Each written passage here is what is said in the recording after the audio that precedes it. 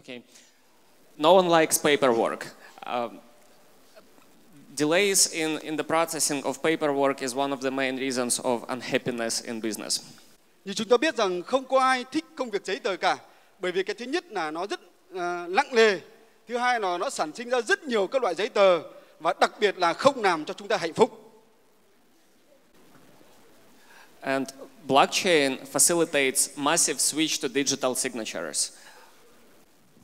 Như chúng ta biết rằng công nghệ blockchain đã giúp chúng ta chuyển đổi rất lớn một khối lượng khổng lồ các thông tin sang dùng chữ ký số. When business process is moved to the blockchain, it typically becomes 1,000 times faster and 10 times cheaper. Một cái sản phẩm mà từ gọi là cái chuyển hóa thông thường sang công nghệ số đấy thì nó sẽ tăng cho chúng ta gấp 1.000 lần. It started with financial markets, but it is now capturing almost every other major industry. And this is why we see a lot of blockchain applications everywhere. Như chúng ta biết rằng công nghệ blockchain bắt đầu chuyển đổi cái ngành tài chính đầu tiên, nhưng bây giờ nó lan tỏa sang tất cả các ngành trong cuộc sống của chúng ta, và ứng dụng của nó thì chúng ta biết rằng vô cùng tiềm năng, chưa ai lường trước được. Blockchain has also introduced a global transaction ledger that anyone can access. Như chúng ta biết rằng công nghệ blockchain cũng đã giúp chúng ta đi vào cái gọi là toàn cầu hóa thị trường tài chính, đặc biệt là cái sổ cái giao dịch toàn bộ thị trường tài chính trên thế giới. This is how financial markets looked like before the blockchain.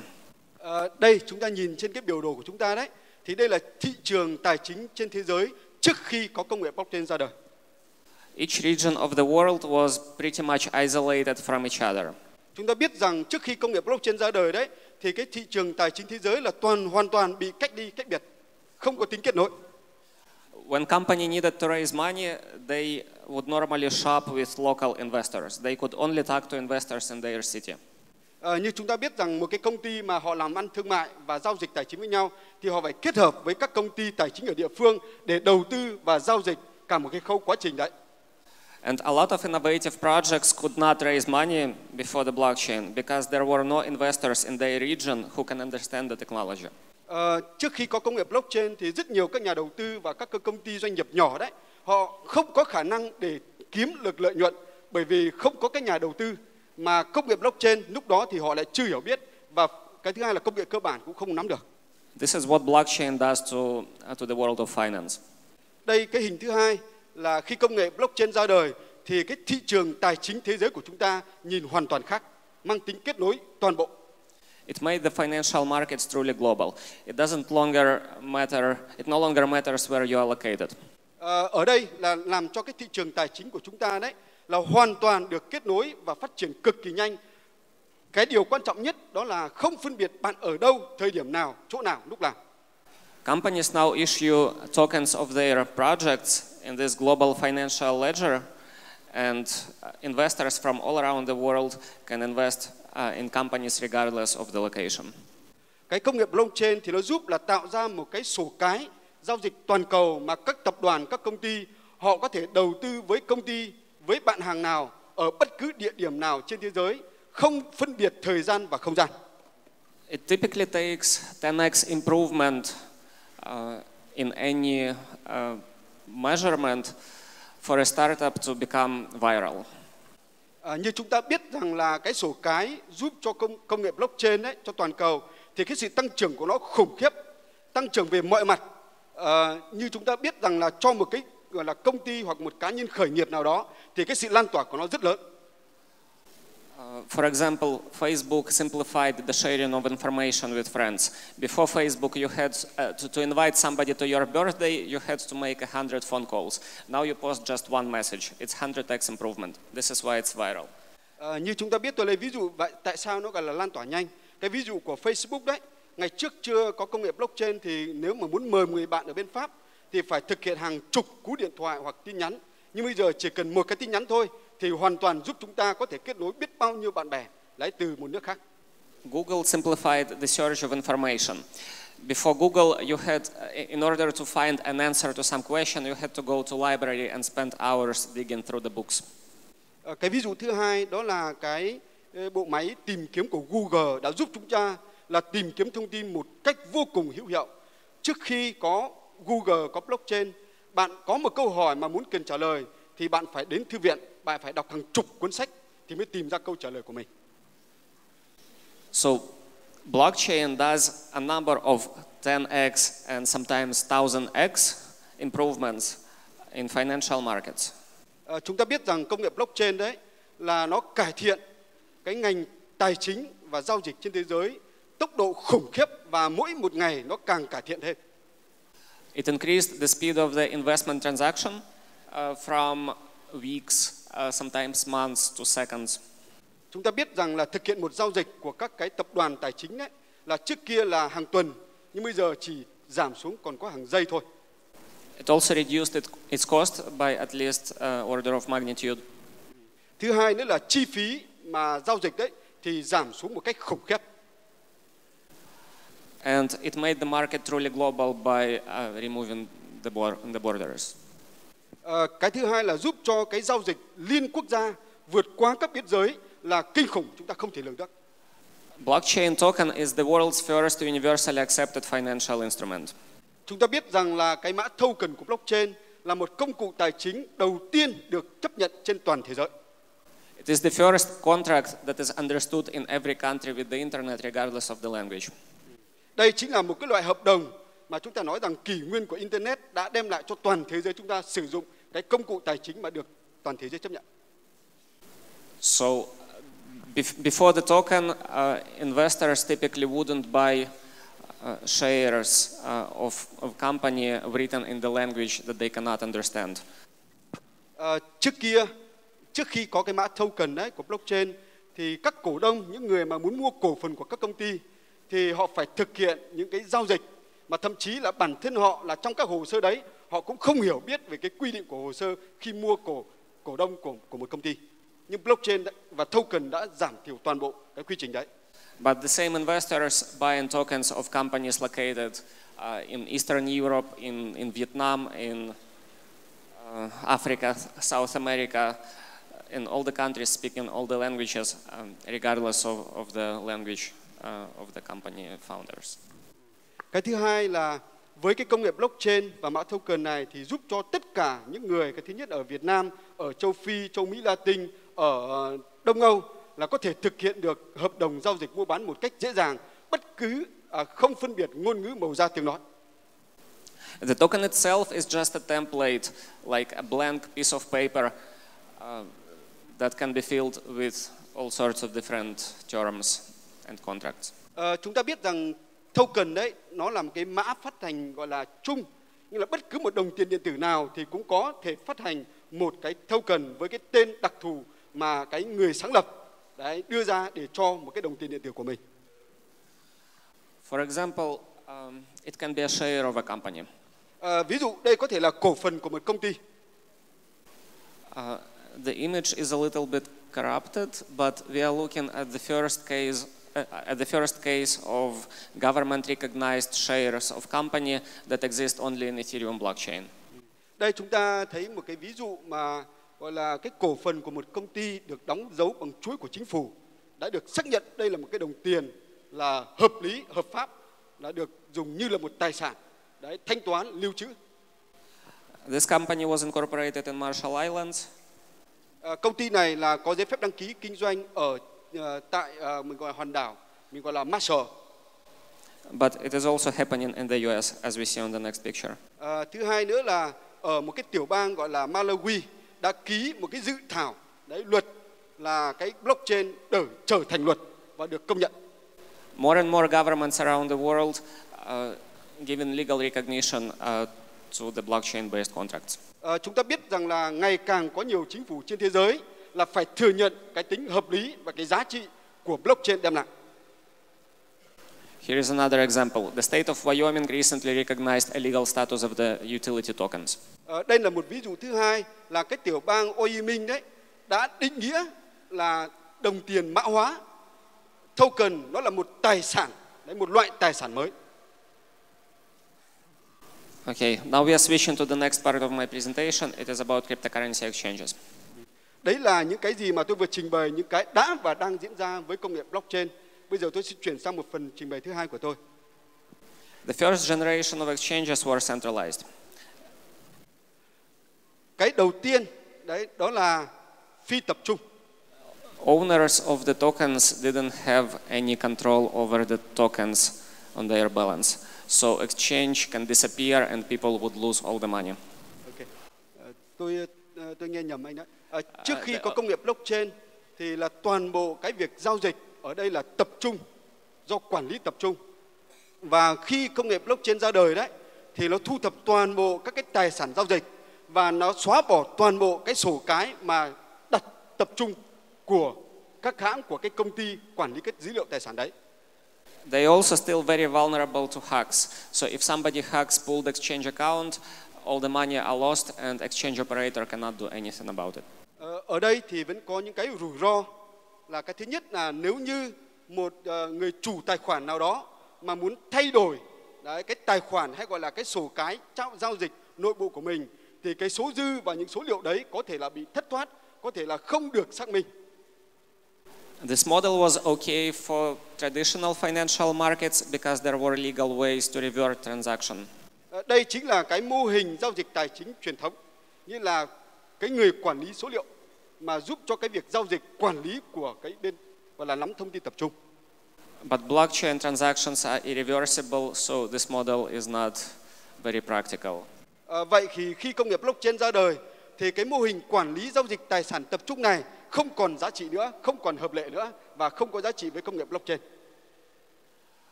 After realizing this, people built decentralized exchanges.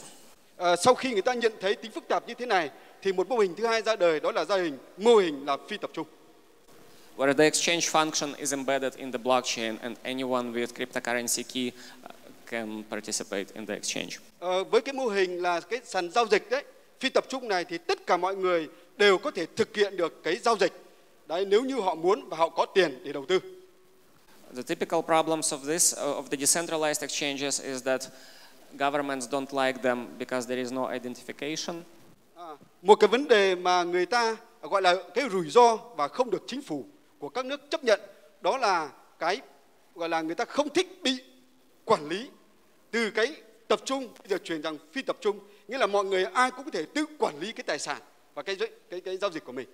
Also, it is very difficult to fund an account using fiat or national currency because there is no gateway. Cái thứ hai là rất khó có thể truy xuất các cái nguồn gốc của các cái tài khoản mà có thể một người nào đó mở ở một tiểu bang nào đó.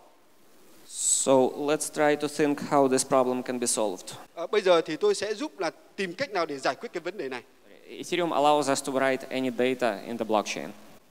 Cái này thì là cái thứ nhất, là giải pháp đầu tiên là giúp chúng ta có thể là hình thành được tất cả những số liệu trong cái công nghệ blockchain. So we can actually store KYC information that is required by government laws and regulations in the blockchain and still make it a decentralized exchange. Okay. Cái này thì hơi phức tạp một chút, tôi xin giải thích là cái dữ liệu đầu tiên được viết tắt là KI_C được thực hiện trên chuỗi và cộng với một chuỗi số liệu được viết tắt là CATS mà cái nhà phát hành gọi là phát minh ra cái số liệu để xử lý cái này. In this case, exchange would act as a identification provider and will be responsible for writing data in the blockchain. Chúng ta nhìn vào cái mô hình này thì từ cái nhà mà phát hành ra thì ở đây họ có quyền là hạn chế sự chuyển nhượng, sự nghĩa là sự giao dịch đấy, các token, các số liệu, và các token này thì được nghĩa là phải tuân thủ đấy tính pháp lý của cái cơ quan phát hành. Và ở đây thì cái mối liên hệ của nó là giữa các nước mà có những người nắm các cái token mà theo quy định của pháp luật. We have developed a reference implementation of such exchange and it's called Orderbook. Để giải quyết vấn đề này thì chúng ta phải thực hiện, chúng tôi đã xây dựng ra một cái giải pháp gọi là giải pháp là cái biên bản thi công để tham khảo từ cái tính phức tạp xử lý số liệu sang cái phi tập trung. It looks and works pretty much like normal cryptocurrency exchange, but it is decentralized and has all the advantages of the decentralized exchanges. Nhìn cái này thì có thể là khủng khiếp và khó hiểu, Nhưng thực ra thì cái này thì rất là dễ hiểu, bởi vì hoàn toàn bộ cái giải pháp này chúng tôi đề xuất ra đây là giúp chúng ta thực hiện toàn bộ vai trò phi tập trung. Every transaction is done using blockchain, so everything is auditable. Chúng ta biết rằng tất cả mọi giao dịch thì đều được ghi mã hóa trong một cái nốt blockchain và tất cả mọi người đều biết được những số liệu giao dịch này. The company that operates exchange cannot manipulate the ledger or the order book. Cái thứ hai là cái công ty mà thực hiện quản lý thì không thể thao túng, sửa đổi thông tin của cái sổ cái và các giao dịch đã được thực hiện. Exchange cannot disappear with funds or lock the funds because each account is a wallet that belongs to customer. Chúng ta biết rằng là những giao dịch đấy với các cái ngân quỹ và được chuyển đổi thì dễ dàng là biến mất, có thể là bị thao túng. Nhưng khi thực hiện các vai trò là phi tập trung thì được thực hiện lưu giữ bằng trong các ví thì không có thể chuyển đổi, gọi là thao túng thông tin được. If somebody hacks the server, there is no money on the server to steal. Một người nào đó là muốn tìm toàn bộ thông tin tài chính trên cái server thì thông tin đấy không còn tồn tại nữa. And we have found a way to integrate Bitcoin and fiat currencies into decentralized exchange. Với cái giải pháp này thì chúng tôi đã đưa ra để giúp chúng ta là đưa toàn bộ cái hệ thống giao dịch này vào nằm trong cái chương trình gọi là giải pháp phi tập trung để lưu giữ toàn bộ các thông tin. I'll walk you through the high-level architecture. Ở đây thì có cái cấu trúc là rất phức tạp và rất cao. Each user account is a smart contract. Ở đây thứ nhất là cái máy chủ của sàn được lưu giữ toàn bộ cái số liệu là KIC. This smart contract contains data about user country and the level of verification. Một cái gọi là hợp đồng với sàn đấy thì chúng ta phải thực hiện các hợp đồng là tuân thủ các quy tắc. It also allows you to recover it using two-factor authentication if you have forgot the password. Nếu như chúng ta thực hiện các hợp đồng tuân thủ các quy tắc này thì những số liệu, dữ liệu của chúng ta dù là có bị rủi ro như thế nào thì sau này chúng ta vẫn có thể phục hồi để lấy lại được. Each token can specify its own rules of transfer and geographical restrictions and use the data from the customer contracts to validate the rules. Trong cái hợp đồng tuân thủ quy tắc ấy, thì những cái token mà chúng ta mua để chúng ta giao dịch thì giữa cái người mua và cái người thực hiện giao dịch đấy giúp chúng ta là toàn bộ truy xuất được là cái tài khoản và token đấy mua ở địa điểm nào, được lưu giữ một cách cụ thể về thời gian và địa lý. The restrictions are typically required by regulation. For example, most of the countries don't allow anyone to do any business with North Korea. It's a violation of international blacklist.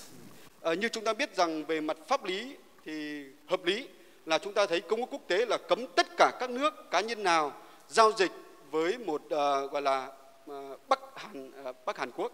Đấy là một cái không được giao dịch như là thanh khoản hoặc là bán token cộng đồng quốc tế với một nước đấy. Thì đấy là cái quy định cụ thể mà chúng ta phải tuân theo. So now these rules can be encoded in the smart contract. Nhưng với cái hợp đồng này thì bây giờ cho phép chúng ta là cũng thực hiện được giao dịch, bởi vì không phân biệt người đó ở đâu, đấy, ở chỗ nào và không gian nào. It is an example of how we actually starting to rewrite the laws using code. Đây chính là một cái quy trình giải pháp mà chúng tôi xây dựng để viết lại toàn bộ các điều khoản của hợp đồng mang tính pháp lý để đưa vào trong hợp đồng tuân thủ quy tắc của chúng ta. Okay, so this architecture actually meets all the compliance requirements of the most strict jurisdiction, which is United States. Với cái công nghệ và giải pháp này của chúng tôi thì chúng tôi đều đáp ứng 4 cái yêu cầu của chính phủ Mỹ như tôi trình bày trên bảng. Cái thứ nhất là mọi thứ đều có trong công nghệ blockchain công cộng. Cái thứ hai là mọi cổ đông đều phải ký và tham gia và có được cái số liệu là KIC. Cái thứ ba là bảo vệ tính riêng tư. Và cái thứ tư là nếu như chính phủ yêu cầu có báo cáo thì phải xuất hành báo cáo để chứng minh. And all the values of the blockchain, of the cryptocurrency community are preserved. Tất cả những thành viên mà tham gia một cái cộng đồng của blockchain thì đều là những thành viên có quyền và được đóng góp và được chia sẻ. This is how we integrated Bitcoin and fiat currencies. Đây chính là cách mà chúng tôi tích hợp công nghệ blockchain với tất cả các loại đồng tiền điện tử khác và kèm theo cả tiền giấy. We are partnering with organizations that will act as guarantors for the deposits, and they will be issuing tokens in Ethereum that will represent the currency. Chúng tôi đã có hợp tác với tất cả các nhà cung cấp và sáng lập, ví dụ như là với Ethereum, với BTC, là họ cung cấp cho chúng ta cái thứ nhất là khung pháp lý, cái thứ hai là token phát hành để chúng ta đưa vào trong hệ thống của chúng ta như là gọi là cái tiền đầu tư. We are also partnering with Cryptaur on the integration of Cryptaur as one of the base currencies of the exchange and integration with Cryptaur wallet. Cái giải pháp của chúng tôi đấy có cái thứ nhất là tích hợp và hợp tác với toàn bộ các đơn vị tiền tệ cơ bản. Cái thứ hai là các giao dịch đấy với ví của Cryptaur. It is not the first decentralized exchange, but it is the first that is really convenient, that can be used by average consumer. Đây không phải là cái sàn giao dịch phi tập trung đầu tiên như là trên thế giới đã có, nhưng cái giải pháp mà tôi xây dựng ra là để lồng ghép vào cái hệ sinh thái của Cryptaur mang tính hiệu quả giúp cho cộng đồng và thực hiện nhiều các giao dịch và các cái tiện ích khác. This is the first one that doesn't require advanced cryptocurrency skills to use. Like you don't have to remember or take care of security of your private key. Giải pháp này, đây là giải pháp thứ 3 trên thế giới mà khi các bạn, tất cả chúng ta tham gia, chúng ta không phải lo lắng về an ninh mạng, về bị hack cái chương trình và giải pháp này của chúng tôi. Nghĩa là chúng ta an toàn 100%.